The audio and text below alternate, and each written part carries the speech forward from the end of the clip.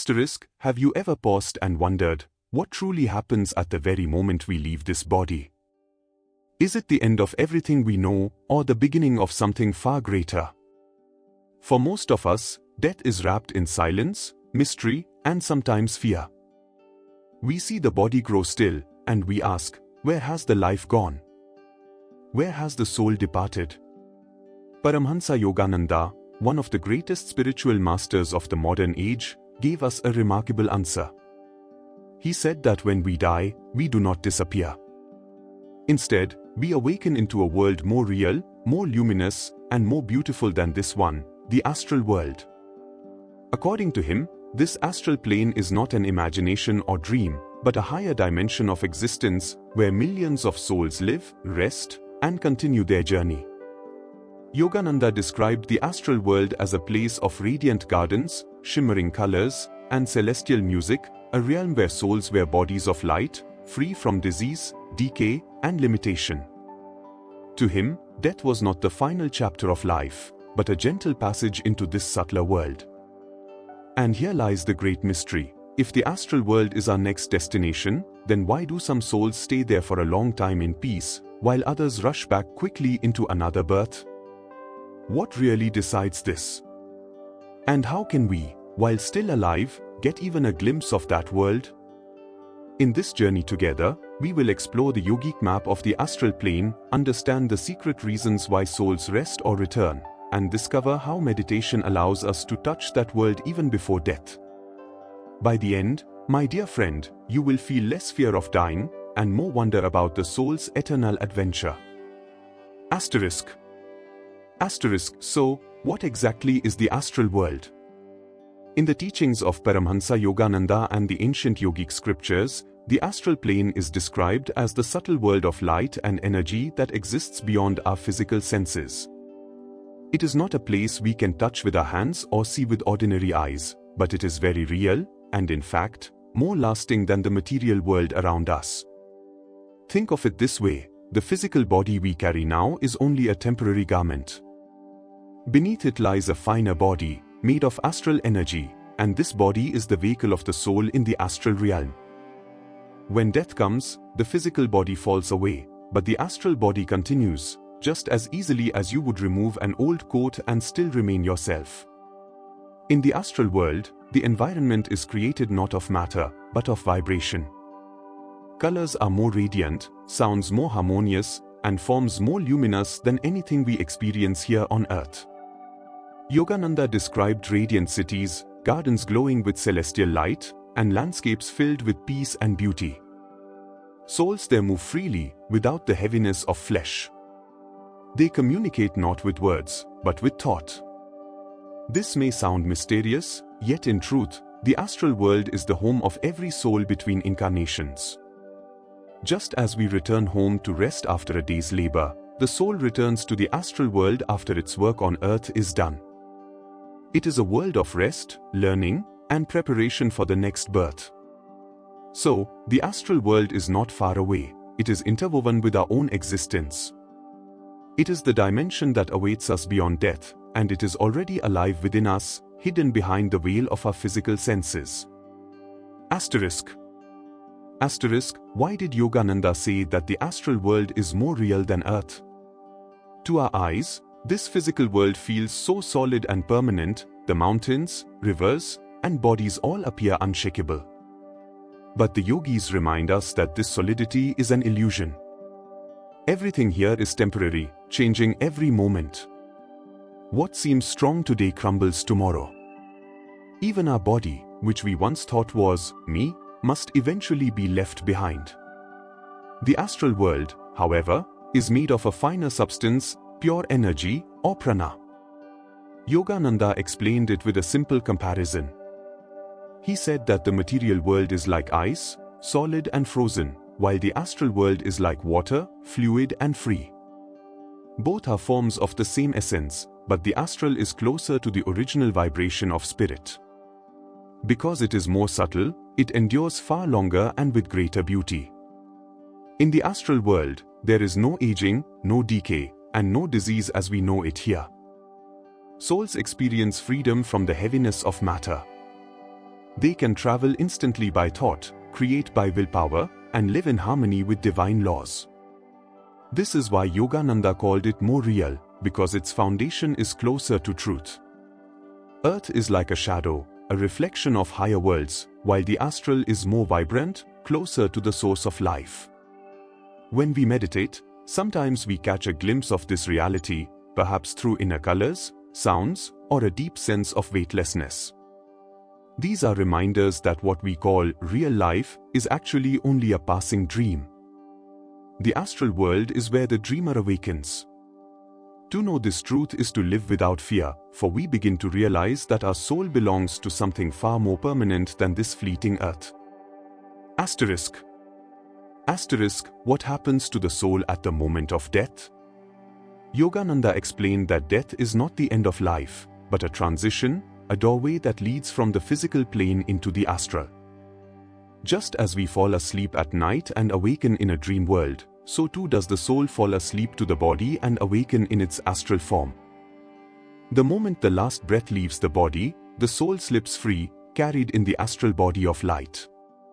This astral body already exists within us. It is finer, more radiant, and not bound by the heaviness of flesh. The body we leave behind is like an old garment that no longer serves us, while the soul continues its journey untouched. Many souls, Yogananda said, are welcomed into the astral world by loved ones who have gone before, or by luminous guides who help them adjust. The soul is never abandoned. It is surrounded by the laws of love and karma that place it exactly where it needs to be. Some enter realms of peace and beauty, while others, burdened by restlessness or unresolved desires, find themselves in darker or denser astral regions. In this world between lives, souls often review their past experiences. They see with great clarity the effects of their actions on others and on themselves. It is like watching the movie of one's life with the eyes of truth. Here, the soul learns, rests, and prepares for what is to come next. So death, far from being an end, is really a change of scenery. The play of the soul continues, only on a more subtle stage. Knowing this gives us comfort. The soul does not die, it simply awakens in a new world, one that was always waiting beyond the veil of the senses. Asterisk. Why do some souls remain in the astral world for long periods of rest, while others rush back quickly into another birth? Yogananda explained that the answer lies in the law of karma and in the desires carried by each soul. When a person has lived a life with relative peace, kindness, and contentment, the soul feels less restless at death. Such a soul can spend long stretches in the astral world, enjoying its beauty, learning from wise guides, and absorbing the lessons of the past life. This astral stay is like a holiday of rest after a long and tiring journey on earth. The soul is allowed to recharge before returning for its next chapter of growth. But for souls heavily attached to worldly pleasures or burdened with strong unfulfilled desires, the story is different. Yogananda said that desires act like magnets, pulling the soul back into a physical body where those desires can be played out. If someone dies with deep attachments to money, relationships, or unfinished ambitions, the pull of earth becomes irresistible. Such souls often reincarnate quickly, sometimes within a short time, to continue chasing what they left undone. There are also cases where karma demands immediate return, where lessons must continue without delay. Just as a student who fails a class must re-enter the same subject again, so too must the soul return swiftly when its karmic debts are pressing. This explains why the time between lives varies so greatly. One soul may rest for centuries in the astral world, while another may return almost immediately. The difference lies not in chance, but in the soul's own inner state and karmic needs. In truth, each soul is lovingly guided, placed exactly where it can grow best, whether in rest or in rebirth. Asterisk. How can we, while still alive, gain even the faintest glimpse of the astral world? Yogananda taught that the doorway lies within us, and the key is meditation. When we meditate deeply, the senses gradually withdraw, and the restless mind becomes calm.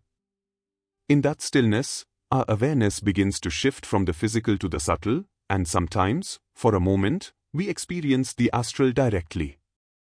Many seekers notice flashes of light or colors behind closed eyes, hear subtle inner sounds like bells or rushing water, or feel as though their body has grown light and weightless. These are not tricks of the imagination. They are the signs of our consciousness touching the edge of the astral realm. Yogananda explained that in meditation, the breath slows and sometimes even stops.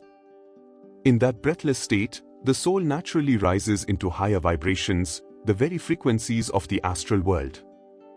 This is why yogis throughout the ages have emphasized daily meditation. By practicing now, we are preparing the soul for its great transition. Instead of being shocked or fearful when death comes, the meditator recognizes the path, having already tasted the astral in moments of stillness. Death then feels less like an ending and more like a homecoming.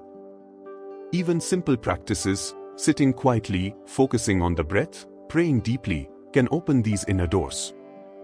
With time, these glimpses grow clearer, assuring us that life is far more vast than the physical body. So meditation is not just a spiritual exercise. It is training for the soul, giving us confidence that we are more than flesh, more than bone. It is a way of visiting the astral before our final journey, so that when the time comes, we will step into that luminous world without fear, but with joy and recognition. Now, my dear seeker, what does all of this mean for you? The astral world may sound distant and mysterious, but in truth it is your own next home. Every soul will one day pass through its gates, resting there between the journeys of birth and death. To know this is to live differently, not with fear, but with quiet wonder. Understanding the astral world reminds us that this earthly life is not the whole story.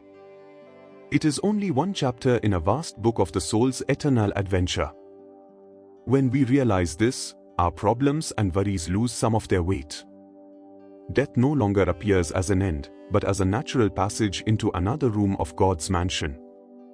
This knowledge alone can bring great peace. Yogananda encouraged us not to wait until death to think of the astral, but to prepare now, by living with kindness, by softening attachment, and by meditating daily. Every act of love, every moment of stillness, every step toward inner calm makes the transition smoother and brighter. The way we live here shapes the world we awaken into there. This teaching is not meant to create escape from life, but to give us courage to live fully. Knowing the astral awaits, we can face difficulties with strength, and we can cherish our relationships more deeply, understanding that true bonds of love never end at death, they simply continue in another form. So let this knowledge free you from fear. Death is not darkness, it is awakening into light. You are not a body that perishes, you are a soul, eternal, guided, and loved. And when the time comes to step into the astral world, you will not be lost. You will simply be going home. Asterisk, my dear seeker, we have journeyed together through the hidden truths of the astral world. We have seen how death is not an end, but a transition, how the soul, clothed in its astral body of light, awakens into a realm more beautiful, more radiant, and more real than this physical world. We have learned why some souls rest in peace for long stretches, while others return quickly to continue their lessons. We have also discovered how meditation allows us glimpses of that subtle plane even now, giving us comfort and courage for the path ahead. The most important lesson is this: you are not the body, you are the soul. The soul never dies, it only travels through different stages of God's great creation. Knowing this, let us live our days with more love, more awareness, and more trust in the divine plan. Let this wisdom remove fear from your heart and replace it with peace and wonder. If these teachings touched you today, I invite you to share your reflections. What did you feel as you listened? Did it bring you comfort, curiosity, or perhaps a sense of recognition deep within? You can write your thoughts in the comments below, or if you wish simply to send your love, just type Jai Gurudev as a blessing. Your words help this seekers community grow, and they also inspire others who are walking the same path. I would also love to hear from you. What topic should we explore together in the next video?